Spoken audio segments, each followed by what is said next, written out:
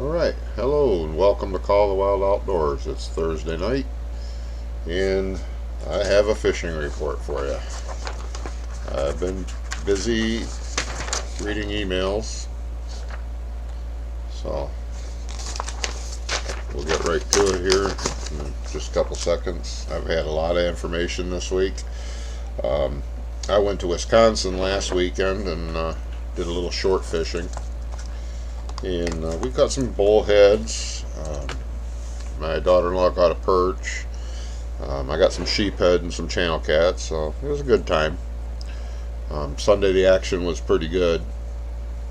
And Saturday we fished at Two Rivers, right off the pier there, and that was really nice. Wisconsin definitely has a lot of public access. They make it easy to find places to fish where you're not jam-packed, unlike Michigan. Even their inland lakes, tons of access. We were fishing in the Lake Winnebago area, and there's just so much access. The T-dock that we were fishing off of on the Fox River Sunday afternoon, sitting there, you can see so much public access on both sides of the river. Nice, beautiful boat launch right next to where we were fishing, and it's all free. They don't charge you for that stuff over there. And then we had a question with the fishing regulations, and my son just says, well, I'll just call. He called the DNR office for 4 o'clock, 4:30 in the afternoon on a Sunday. They answered, and they were really nice. Happily answered the question that we had. We told them right where we were fishing at, and they gave us the exact regulation that we needed to know for that area. Unlike Michigan, you call during business hours during the week and you can forget it. You're not getting a hold of them unless you call 100 to 200 times. And then when you do get somebody, they're really rude and obnoxious to you. They just treat you like you're a piece of garbage. All they care about is getting their money for their license fees. So, I've been fishing in 4 states since November, counting Michigan. So we got Michigan, Texas, Florida, and Wisconsin. Texas, Florida, and Wisconsin have phenomenal amounts of public access. And they're what I consider extremely reasonable for non-resident fishing licenses. I think Michigan rips people off, and it's going to come back to bite them someday, especially with the fact that they're not taking care of the fishery. All they worry about stocking is the trout and salmon. They should be stocking some of these lakes with walleye. Even some hybrid bluegills maybe, so that people can go out and actually get a dinner or something that's more than 3 inches long. The pike fishery is fine. Bass fishery is fine. And the walleye on the bigger lakes, like Lake St. Clair, the Great Lakes, Little Bay de Noc, St. Mary's River, that's all fine. Heavily fished inland lakes, it's not fine. And Houghton Lake would be a prime example. I know where to get the walleye at out there, but there's a lot of people that don't, and you got to work for them. Mullet Lake's another good lake for walleye fishing. Burt Lake, Black Lake I haven't done too good in, but I've never fished it at the right times of year, but there's supposed to be good walleye in it. I don't know. Burt Lake seems to hold the population okay, and so does Mullet Lake, but they don't see the fishing pressure that some of the other lakes do, and they're really big lakes. It's not like a long lake over here by Interlaken or Walled Lake. These lakes, they need some help.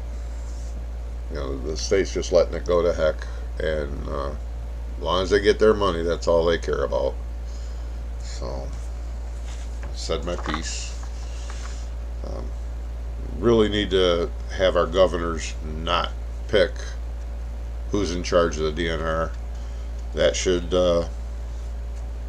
be done by the sportsmen, or even a vote of the people, because We haven't gotten anybody good in the DNR in decades, and it definitely shows.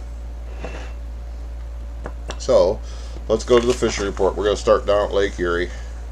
Walleye, the best action is near the dumping grounds in the deeper water using spoons, which are the lure spoons. They're real skinny. If you're familiar with the old Northport nailers, they're real thin metal. That's kind of what the walleye spoons look like. They're getting perch in the same areas, but on minnows. Okay, Lake St. Clair, it's spotty, but you can get some. Best bet is from 9 Mile Road, go out about 2 miles and start trolling toward 13 Mile Road or the spillway, and using night crawler harnesses, 2-ounce pencil sinkers, and also number 7 flatfish with a little piece of worm tipped on it on a 30 to 36 inch lead. So you're going to hook up a 3-way and a 2-ounce pencil sinker. So you're fishing those right with the crawler harnesses. That's pretty effective. Anchor Bay, they're getting some smallmouth bass. There's scattered perch all over the lake. You're going to have to work for them. St. Clair River is same story. Detroit River also, you know. They're getting a better count at night on the St. Clair River using pencil plugs, and they're just kind of anchoring out there in the current. They're working it down there with a 2 to 2.5 ounce pencil weight, and they're piggybacking their pencil plugs. So they're running the first one about 36 inches out, and then they tie up another lead that's about 18 inches long, hook it right up to the eye of the, not the hook itself on the back hook, but the eye that holds the hook. They're hooking the swivel up to that, running another pencil plug out there, and you just work it back and forth, and you'll feel bottom, and then you'll lose bottom, so you got to let out a little bit of line. You just keep it working it back like that, and that's producing pretty good. Again, that's an after dark thing. They're also getting a couple casting from the walls with white Mr. Twisters and a 3/8 ounce jig, but I'm sure if you've got a favorite walleye jig, that'll work just as well. Okay, moving on up, Saginaw Bay, the walleye are in shallower water, 8 to 15 feet and around the weed beds. The slot in the shipping channel, 15 to 30 feet of water, and that's walleye and crawler harnesses seem to be the key up there. Caseville, they're running deep, 30 to 40 feet of water, and expect slow results. That's what I got from my buddy there. It's slow, but they are catching fish. Port Sanilac and Lexington. Okay, as you can see, I skipped around a little bit, but all right. Perch being found in 15 to 20 feet of water in the various weed beds. If you're familiar with the area, there's weed beds to the north, there's weed beds to the south of each harbor. If you can get inside of those weed beds, you're going to catch the perch. And they're using night crawlers, minnows, crayfish tails, pieces of leech, waxworms. So pretty much the usual stuff. All right. Various salmon are being found, and they are out deep. They're being found in 100 to 150 feet of water.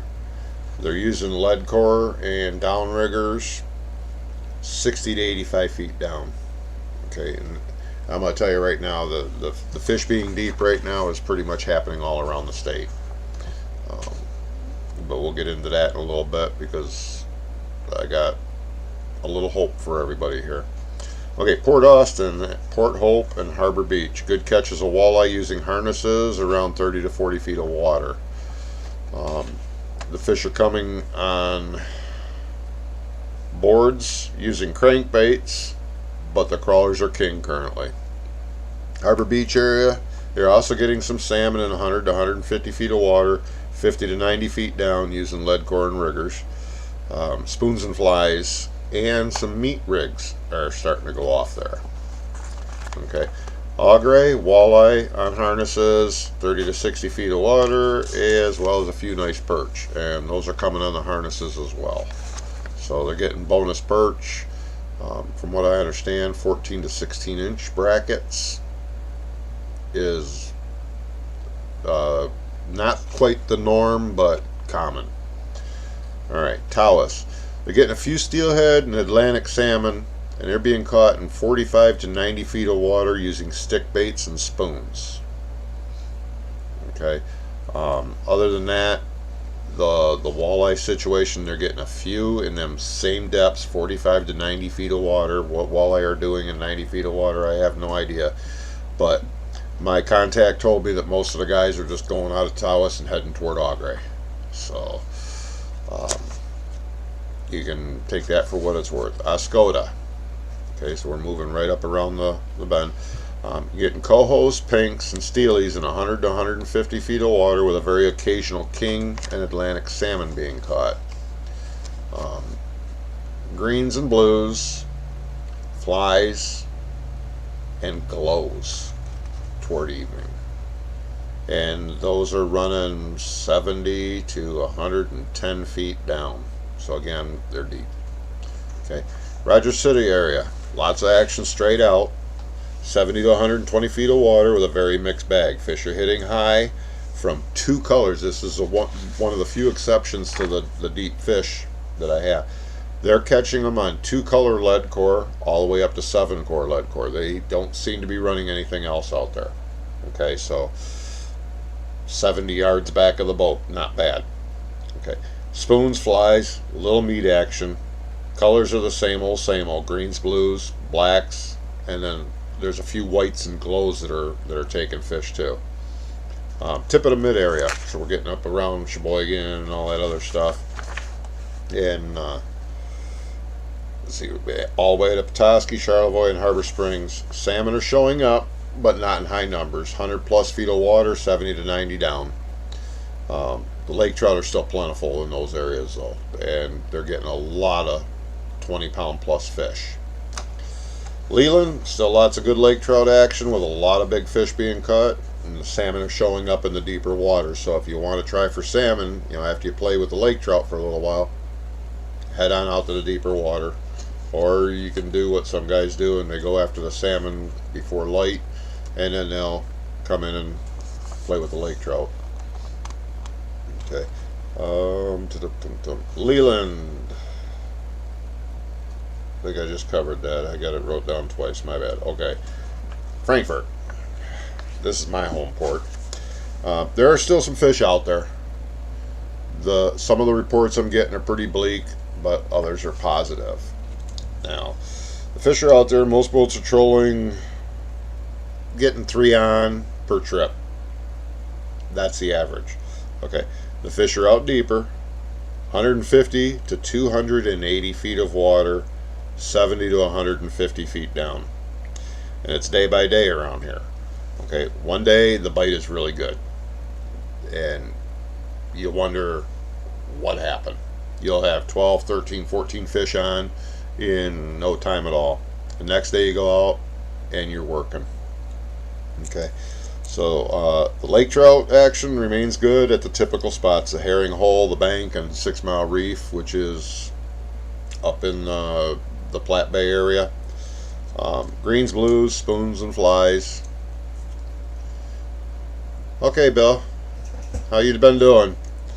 Now I'm going to tell you something about Frankfort. Okay, the water break is running at about 100 feet right now for your temperature break, but we had some thunderstorms come in last night. We had a torrential thunderstorm here today that brought a bunch of wind with it, and the rain was coming down in buckets. I'm expecting the lake to flip. That cooler water, we got a wind coming dead straight out of the west. It's blowing that colder water in. These fish are going to get high again in the water column. I expect that tomorrow night when I get out there fishing. I'm going to be running some higher lines in the 30 feet down area.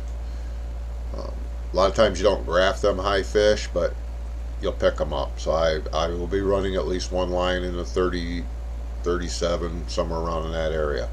Like I said, I'm expecting that lake to turn over. With the rain, the wind, we got 3 to 5 foot waves out there right now. It's going to turn over, and it's going to disperse that cooler water. So all is not lost for Frankfort. Okay, Manistee is getting better reports this week. A few more salmon seem to be in the area from straight out, and then south and north as well. If you're going south, you're going down by Big Sable Point. Spoons flies, some meat rigs is what you're looking at the south, going to the south. And you're going to be looking for 80 to 230 feet of water and fishing 40 to 80 feet down. Okay. The pier fishing in Manistee is mostly sheephead and a few smallies. But I'm expecting a walleye to start biting anytime. It's getting toward late July, and that's when I've done well down there for walleye. I don't think I've ever actually fished for walleye from shore, but I've always used like a 14-foot boat and just troll around, and I've done good. And it's getting to be that time of year. They like to, I don't want to say they lose their teeth and then go nuts teething, but it kind of seems like that's what it is. It's like they're teething because they'll mouth things. You'll see, like if you get down by Lake St. Clair, they got these little baby gizzard shad that are about 2 inches long, and you'll start seeing them things chopped in half all over the place. And it's a walleye doing it. They're going up and biting them in half. So something to keep in mind. And that's fishing after dark in those areas for the walleye, by the way. Ludington. Okay, reports I have from this area are not good, as it's been. You know, the north by Big Sable Point is decent, 60 to 140 feet of water, 25 to 80 down. Now, this report's a little south of where the Manistee report for Big Sable Point was. So there's a couple miles dividing where they're talking about here, and I should have made it clearer in my notes, and I missed that one. I dropped the ball on that one. That's my bad. But if you go further south and toward Ludington, you can get a little shallower. Okay, and let's see. The majority of the fish with the old standby greens and blues. Later in the evening, glows are pulling in as well. So Muskegon has slowed way down. Fish have gone deep, and you have to fish deep to get them. 80 to 130 down in 100 to 220 feet of water, and it's slow. The reports I got is I was told don't even bother, but it can't be that bad. St. Joe, Grand Haven, and South Haven, you find 100 feet of water, start watching for fish. They're deep, but they are around, and you're going to have to work for them, but you'll get them. And then they get in scattered perch in 30 to 50 feet of water, but considered a slow bite down there. Okay, Lake Superior. I've got a few reports from Lake Superior. Little Bay Denock, typical walleye. It's medium fishing. They've been scattered around, and once you find them, you'll get them. Same thing with the perch. Perch are scattered. Big Bay Denock, they're getting some nice perch out of there, and some lake trout, and an occasional salmon is showing up, but that's all I got for a report, so nobody's being real accurate as far as what to use. Up on Lake Superior, just about any port you go out of is going to be good for salmon and coho right now. There's a few pinks showing up, and a lot of lake trout. So there you have it. That's the coastal report for Michigan. I haven't really gotten any inland lake reports this week, but I've been busy, so I haven't been able to contact my normal contacts for some of that stuff. Most of the Great Lakes reports, that's people sending me the reports. So, yeah, like I said, I took Monday off. I was driving back from Wisconsin, and then been busy at work, so between that and everything else, I just haven't had time to do anything. I wanted to get out fishing last night, but with that thunderstorm coming in, it was supposed to hit around 9, and it was going to be just on the northern edge of my Frankfort area that I fish, but the storm spread all the way past the Upper Peninsula. So the last time I was out like that, literally in the time it takes to unhook a line and start reeling it up from your release, I went from little ripples in the water to 6-foot waves, and I just did not want to play that game at 9 o'clock or after at night. So I chickened out. I stayed in port. Didn't want to deal with the lightning, didn't want to deal with the wind. Storm that big, you got some nice circular winds, and it can affect stuff 30 miles away, much less just being right on the edge of it. And they had quite a few of the water spouts and stuff like that. That's another thing you don't want to get into with a boat. There has been boats flipped over by those things, so it is what it is. No, it's sure not, Bill. It's not fun on the big pond, especially when you're thinking it's nice and calm out there, and then all of a sudden it's just rocking and rolling. It can get real nasty in a hurry when them storms are around.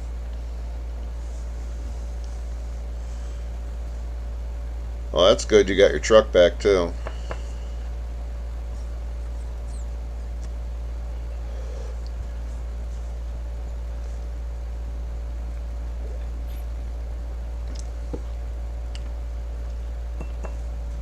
So anyways, like I said, I'm expecting that lake to flip over. So if you're planning on fishing out of Frankfort, don't run all the way out to 150 feet. I'd start looking in 70-foot ranges, and you can always work your way out from there.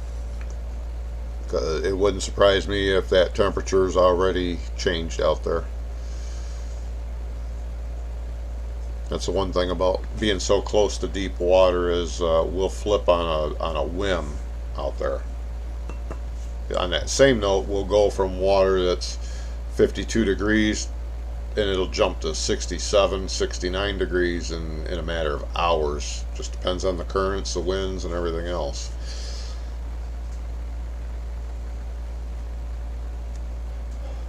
And I ordered me a new phone that came in today. I got to go down and pick it up after I'm done with my show. It's got much better cameras on it. I will be able to take better videos outdoors when I don't have my GoPro with me. It's got a 100 power zoom on it, so it should be real nice, and it's got a lot more memory than the one that I currently have. So hopefully it'll help with my videoing. I do have some videos from Wisconsin. I am gonna edit them together and post it. It's not a lot of video because I was taking it with my phone on Sunday. I think I might have taken one on Monday or Saturday. I'm not 100% sure. But I got to get it off my phone, and that just takes forever. Because this one doesn't, it's just slow. But the new phone will be a lot faster. I've already ordered a case for it. That'll be here tomorrow. A wireless charge port or charger system I ordered for it, and then I ordered a speed cable to download. So hopefully it works like I want it to. When I'm taking video of these eagles and stuff like that, it should show up. Hi, Pat. Well, things are going pretty good. Couldn't get out on the lake today if I wanted to. Wouldn't be no fun. We got winds right out of the west, 3 to 5 foot waves.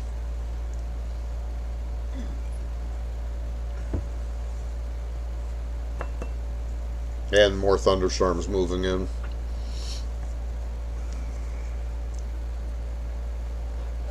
Oh, I am running the new video camera. I don't know if it's showing up any clearer on your guys' ends or not, but I just got it hooked up 15 minutes before I started my live feed, so I probably got to do a little tweaking with it, and hopefully that'll make for better videos too.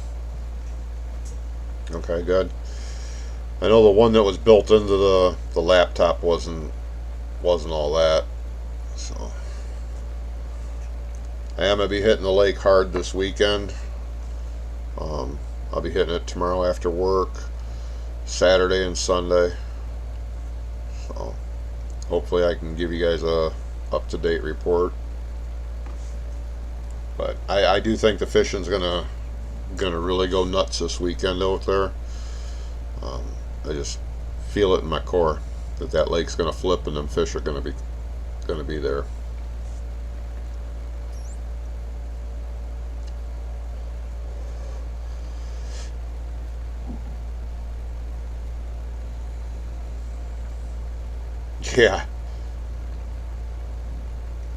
Yeah, our at the marina, everything just flooded right out almost instantly. Any little low spot just flooded. We got a little incline going back to the field where we store all the boats and stuff, and that all washed out. One of the guys worked on it for about 2.5 hours today, trying to just take the ruts and stuff out of it and put it back somewhat to how it was. I know I was working on a boat under the awning, and I had to move my toolbox. That stuff was blowing 25 feet inside. It just soaked me. Now, of course, I'm putting a new steering system in a boat. It's a 4 winds, and it's got one of the screwiest for what I consider a normal boat. One of the screwiest ways to put in a steering cable that there is. So I had to be laying on my back a lot, and I got soaked. So, worst boat by far is, well, there's 2 of them. There's Prolines and Boston Whalers. Those are the absolute worst to put any kind of a replacement cable in. They just don't think about that stuff. I wouldn't even own either one of them boats just because they're so hard to do anything with.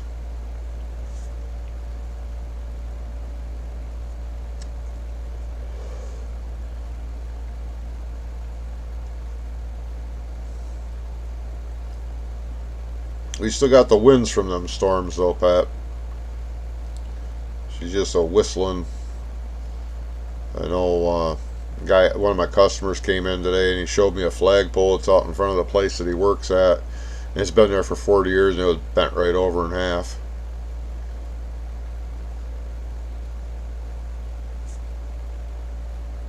And that was about 9:30 this morning, I think they hit. Because we were under a marine warning too. They wanted people off the lake. After seeing that flagpole, I could see why.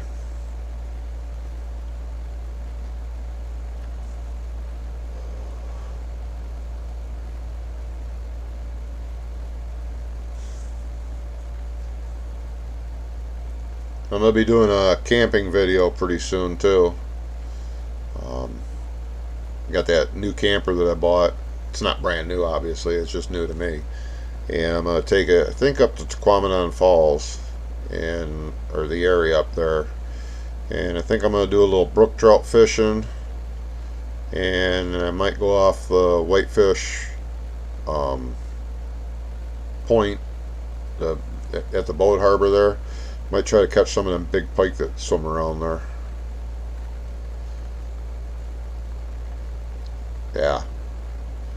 Yeah, we had sustained 30-knot winds, and it's still a little rough out there, and they're calling for it to get even rougher.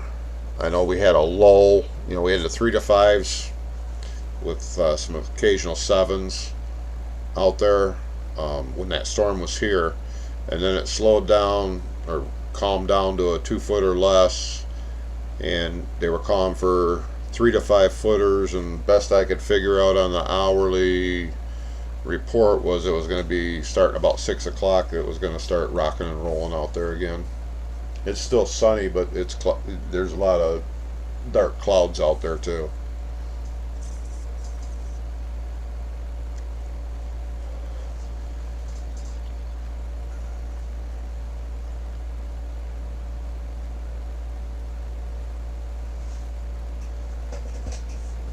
Anyhow, like I said, I'm gonna do a camping video and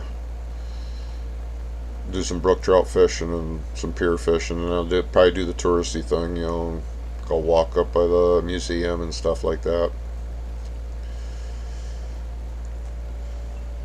I've been itching to camp for a while, so now's the time to do it. Already done my first winter. Well, I haven't done it yet. I've got my first winterizing scheduled already. The boat's at the shop. We just haven't gotten around to it yet. And we should have 2 to 3 more next week for winterizing.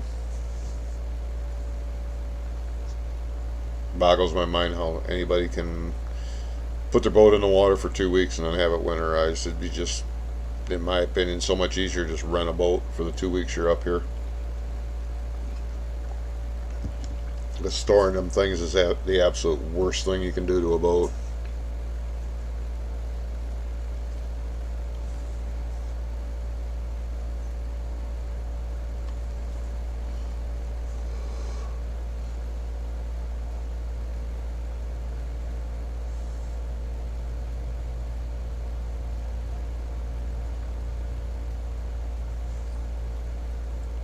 I got some other video on there that I want to put on the computer, so I'll work on that over the next few days and try and get a video up and out.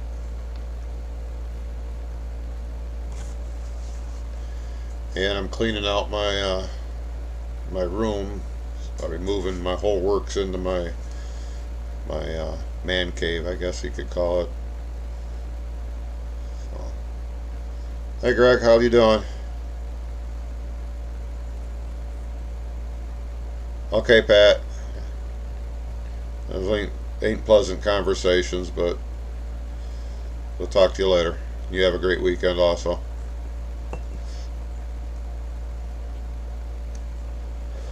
So you gonna be fishing up here this weekend, Greg?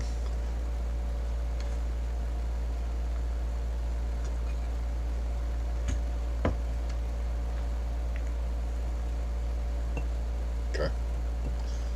I'll be out there tomorrow, and I'll be out Saturday, and I'll definitely be out Sunday too, weather permitting.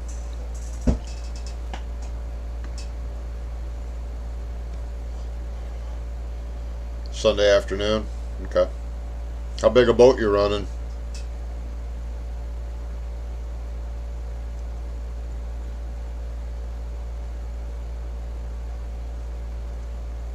Okay.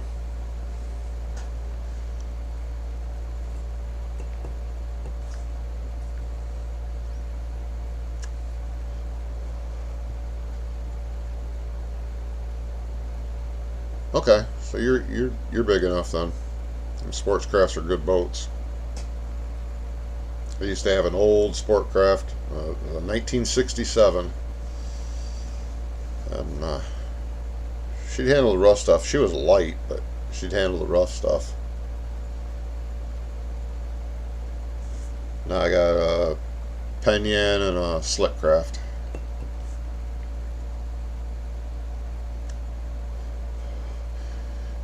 You got the 8-foot beam on that one, or were you lucky enough to get one of the 10-foot beam ones?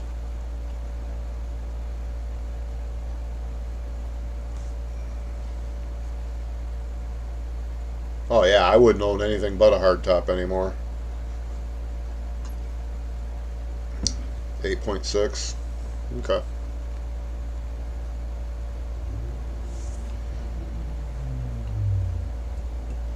Hot rodding on the road. Yeah, you wouldn't have wanted to be out there this morning when that thunderstorm come through. The guys with the 40-footers didn't want to be out there and came in.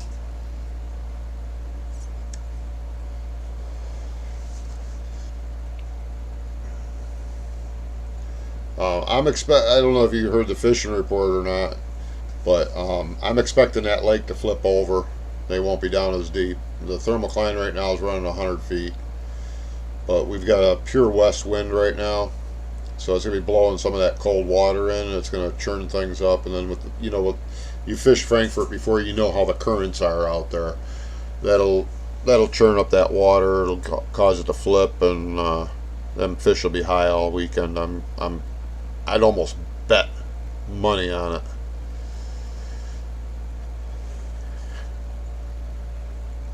Too much rain, too much wind. And wind coming right out of the west. It's gonna turn that area over, and then fish will be in close again.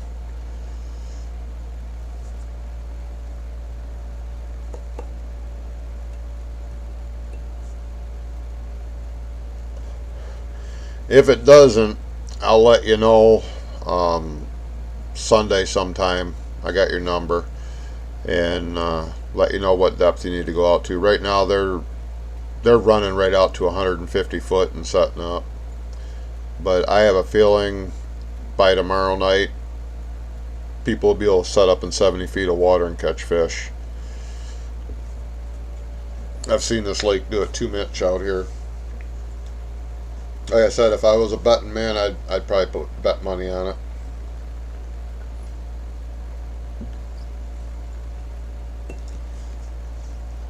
You know where 6 Mile Reef is, right?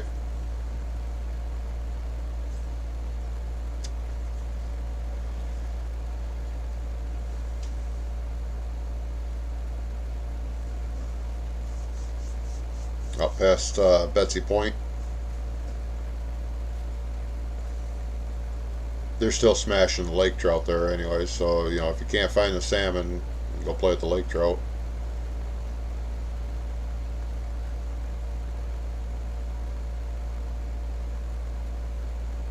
Oh, nice.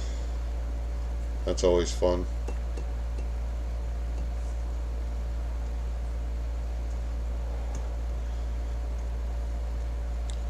But yeah, I'm expecting the herring hole to be on fire this weekend. If you like fishing down that way, it's a little less current, and you can get a little closer to shore. But problem with fishing down there, it's the same as in the bank. You get 10,000 boats stacked up on each other. Okay, so you know where 6 Mile Reef is. They're still getting nice lake trout out there. So it gives you an option if the salmon happen to disappear. I don't believe they're gonna, but it gives you something to do at least.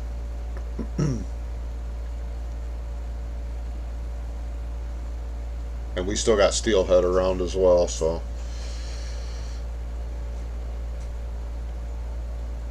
oh, how true it is, I don't know, but a friend of mine says he lost a brown earlier, 2 days ago, at the side of his boat.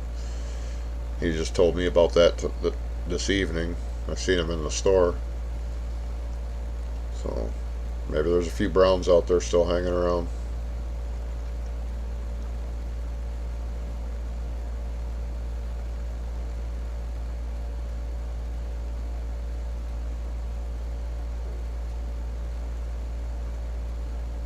Now nobody's dragging meat rigs out here yet. The guys that are ain't doing nothing with them, so it's gonna be up to you if you want to drag one or not. I will tell you that the homemade fly that I have, and when I get out to the boat, I'll take a picture of it and send it to you so that you see exactly what it is. It's basically a pickled sunshine style fly, but it's got some red in it, and I've been getting hits on that every single time out that I go out. So, something to keep in mind. I'm still using the Glow Crush Hoochie or Spin Doctor board, 8 inch, and I run that behind a Dreamweaver deeper diver, and I put it out about 110 feet behind the boat, which in theory on the setting that I have, which is like a 1/2 to 1, should put it about 68 feet down. And like I said, it hasn't not gotten a bite yet this year. So, and then the last spoon I was using, it was that was hot, was orange with a like a brass color on the other side of it. So it was like split down the middle. It was orange, and then there was brass, and then the back was basically the same thing. And they were smashing that spoon pretty good too. But most of the guys are catching them on the greens and the blues. UV has been working pretty good with those colors as well. You know, a lot of guys run the lead core, and they're running 400 feet copper, 17 colors. I ain't playing that game. That's too much reeling when I'm out there by myself. If I can't get them on 5 or 6 colors, I don't need them. I've gotten lazy. You know, when I got to keep setting the rod down and steering the boat, that's bad enough, much less bringing something in from, 500 feet away.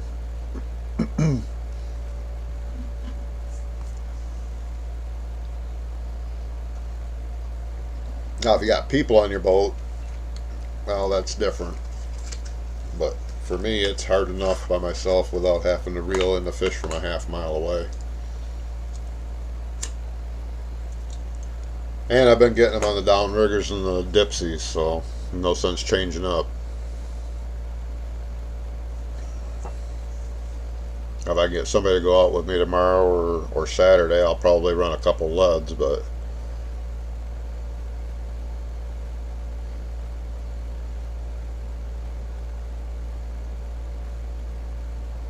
okay. Was that a like a deeper diver or a mag? Because if it was, then you were probably right in that ballpark, 67 to 69 feet.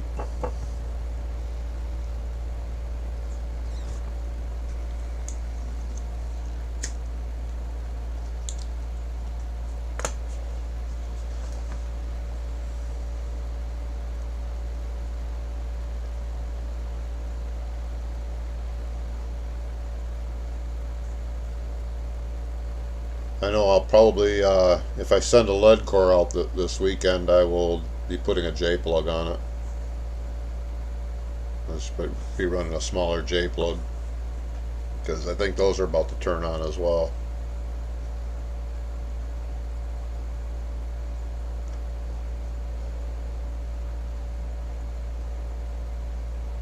Standard dipsy, so you're what, 49, 50 feet down roughly, if I'm remembering correctly.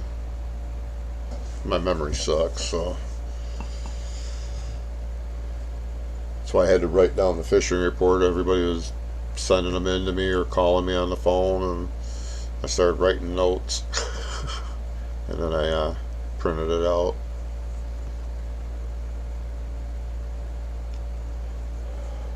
And I know I was given so much information that I didn't get it all. I'm not a shorthander, so yeah, I would definitely run some of them plugs. So I'm sure you're gonna have a few people in the boat, so you'll be able to slam out some lines. But I'd try some UV, chromes with the blue, chromes with the green. And then toward evening or in the morning, if you get out before light, definitely run a glow. I'll run glows all day long, I don't care, but a lot of people just won't do it. As soon as the sun comes up, they want to put them away. But that water's still kind of dark when you get down deep, and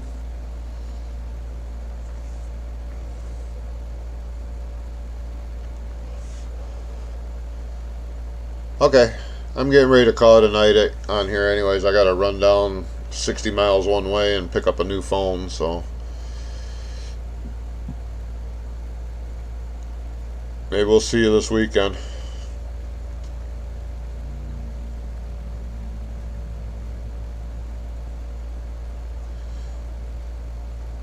Alright everyone, tight lines. Hope the fishing's good for you. If you do good in an area, hey, drop me an email, let me know. You can visit our website. It's www.callthewildoutdoors.com, and there's going to be some information on there. I am running a fishing contest right now, free to get into. Just send me a pic of your fish. Write down the date on a piece of paper and have it in the picture with you. Unless I'm taking the pic of it for you, that's the only way that we can validate it as an entry. If I take the pic, then you're good to go, obviously. I don't decide the winner. The people do by the amount of likes that it gets on the COTW Outdoors Facebook page and on the website. I've got a couple of entries right now. I've got to get them on the website. I was hoping for a couple more before I did that, so that it's a little fairer for the amount of likes that they're going to get. But if you catch fish, let me know. I'll get it on the fishing report. The more information we have, the better off we're all going to be. And if you got something that you want to sell, sporting goods related, drop me an email. It's callthewildoutdoors1@gmail.com, and we'll get it posted on the website for you. No charge. You just have to have your email so that people can get a hold of you. And I want to get that up and running by next week so that people can start getting boat parts, fishing parts, anything like that. If you got parts for the boat, boat engines, anything like that, that's all sport related. That'll help people out. So, and like I said, there's no charge for that. And I'll get it posted on the website, and I'll probably even post it in my Facebook page. So, all right, please like and subscribe. I'm trying to get more subscribers so that I can start going live from the boat, because right now I'd be doing the live show on the boat. The only time I'd be stepping away is if we caught a fish. My boat's well equipped to handle the computer and all that stuff. It's got the room. So the only thing is if I get a fish, you're obviously going to be able to watch it. Plus I'll be switching to the GoPro cam. So it'll be a lot of fun. And but I need more subscribers. They won't let me attach my phone right now and do live shows. I got to do it right from my computer. On this Wi-Fi network. I'm not sure why it has to be done like that, but it is what it is. So anyways, we'll talk to you guys next week, and good luck out there fishing. And tight lines, everybody.